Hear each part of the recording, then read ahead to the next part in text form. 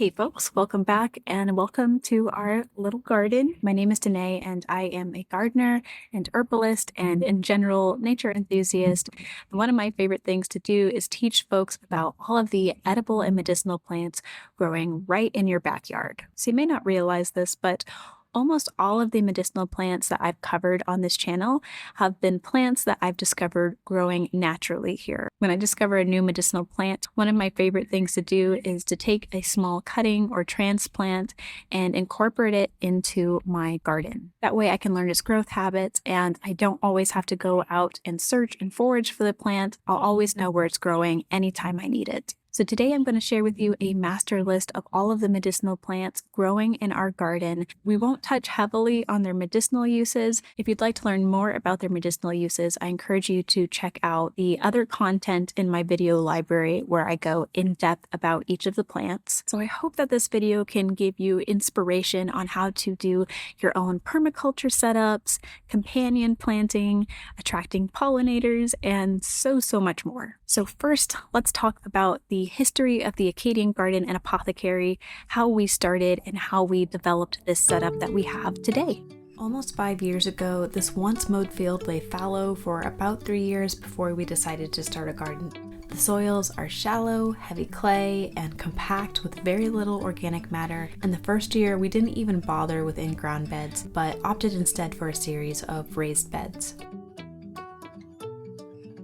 The summer that year was brutally hot and pests were abundant. We quickly realized that we needed to do much more if we were going to turn this exposed piece of land into a diverse permaculture and vegetable garden. I decided my first terraforming project in the field would be building a raised bed made of stones we found in piles around the property. Here is where I would plant my first herb garden in the field, hoping to bring in beneficial insects with all of the flowering plants and amphibians from our 1 acre pond with cool, rocky shelters. We ended up building a lot with the rocks, not only in the field but also on the slope of the hill our house sits on, both functional and decorative. The next step in starting our garden was the hardest pill for me to swallow. My husband convinced me that in order to do anything substantial with the heavy clay soils in our field, we would need to till and start fresh. This is not necessary for smaller gardens, but for the scale of the project we were undertaking, we simply couldn't afford the cost of buying quality soil, which is what we would have needed if we wanted to start a no-dig bed. We laid out the design of our garden in raised rows, and I started amending the soils with all sorts of things we could get for free. Sawdust soaked in fish fertilizer, grass clippings, leaves, any organic matter I could get my hands on. There's a lot of lessons I learned from this that I'll get into a later video, but I will simply say I did a lot of experimenting that year. With the layout of the gardens established, I began the process of introducing perennial and annual herbs into the garden, trying to cover the soil as quickly as possible. With a little blood, sweat, and more than a few tears, we made something beautiful out of our empty patch of field.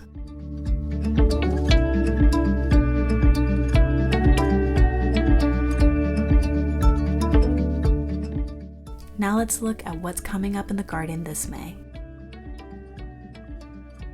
Right now we've got some volunteer mullein at the edge of the garden. The lavender is just starting to wake up. And beside it is a row of red clover that's filling out really nicely. St. John's wort makes a nice short hedge for the garden border. Just be cautious as it easily sells seeds wherever there's bare soil. Yarrow is an excellent weed-suppressing ground cover that comes up in early spring. I can't wait to see these flower. The chamomile bed I planted entirely with transplants. I couldn't believe how many baby chamomile were growing all throughout the garden, even in mid-April. Sage is one of my favorite perennials and culinary herbs. This patch here is getting ready to flower. The thyme, another one of my favorite culinary herbs, is also looking healthy and vibrant. So the echinacea I planted from seed last year, it usually doesn't flower in the first year, so I only got to enjoy a couple of blooms last season. I cannot wait to see this row in full bloom this summer. On the terraced hillside, I've also planted Echinacea angustifolia, the sister of Echinacea purpurea, that can tolerate cold temperatures up to zone 3.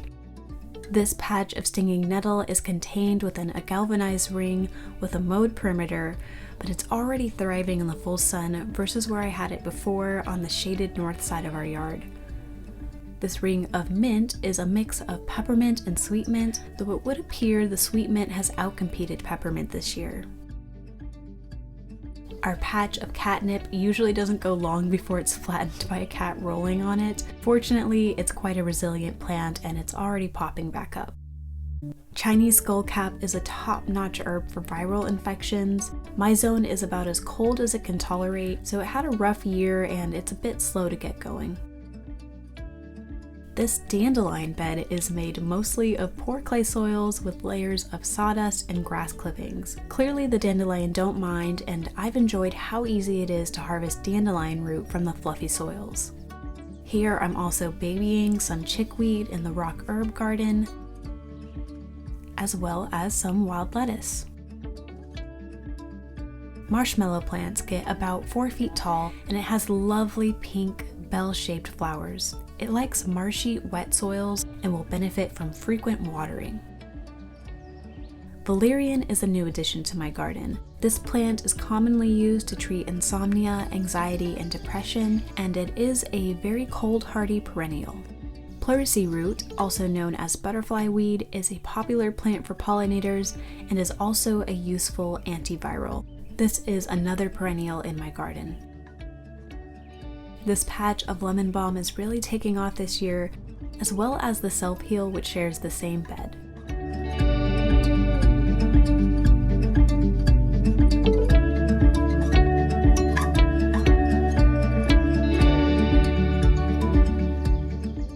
I'd love to have an apothecary rose in my garden, but for now, this wild transplanted multiflora rose is also useful medicinally.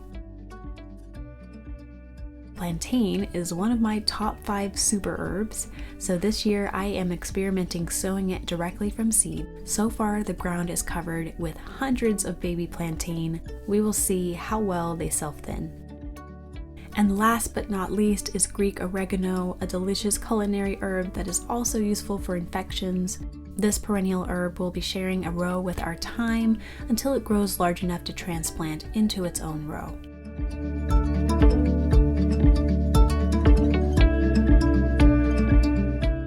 Okay, now that I've introduced all of our herbs, let's talk about how to use different herbs in the garden, starting with perennials.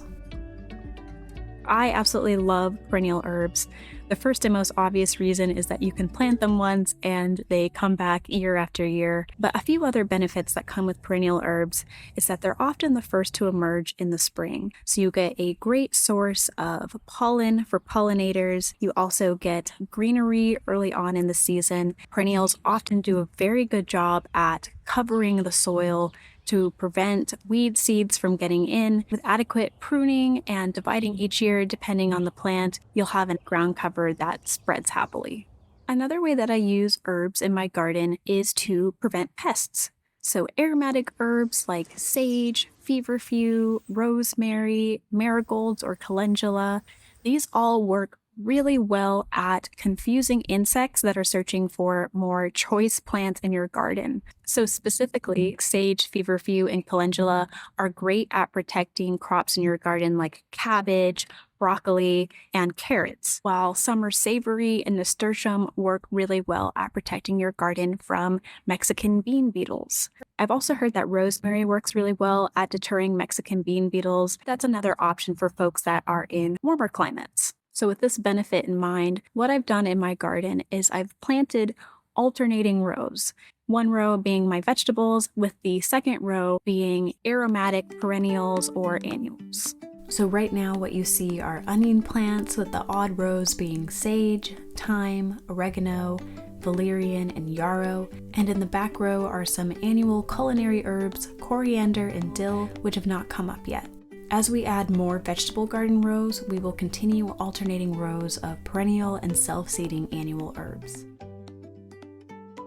If you have poor soils, one of the best things that you can do is to add herbs. So ground cover herbs like clover do a great job at not only keeping the ground cool and potentially providing green manure, but they're also nitrogen fixers. Clover accumulates bioavailable nitrogen in the soil through their roots, and when the plant dies and the roots deteriorate, that becomes available to other plants. Plants like dandelion does an excellent job at breaking up compact soils using their taproot. The taproot will also go deep beneath the organic layer of the soil where most roots can't reach, pull up minerals, and when that plant dies and the roots deteriorate, those minerals now become available for the other plants in the top layer of the soil. And finally, chamomile, one of my favorites, is not only great as a calming tea, but you can also plant this anywhere you want to prevent fungal diseases in your soil. So I'm adding this into most of my potato beds to prevent potato blight. You can also use this method for your tomatoes. One of the most common issues with certain annual herbs, like the ones that self-seed, or even sprawling herbs, is that they have a tendency to end up everywhere in your garden. This requires a bit more consideration about how and where you plant certain herbs. So annuals that self-seed, I generally keep away from my vegetable garden, preferring perennials. Where I grow my self-seeding annuals and sprawling herbs, I make sure that the beds are heavily mulched to prevent the seeds from coming into contact with the soil where I don't want it. It's very important not to leave these areas of your garden with bare soil for too long. Here you can see my dandelion bed has gone to seed. To prevent the dandelion from spreading, I've laid the flowering heads down on the raised bed, but I've also made sure that the adjacent beds are planted with plants like lemon balm and self-heal, both members of the mint family who do a great job at covering the soil to prevent dandelion seeds from getting established.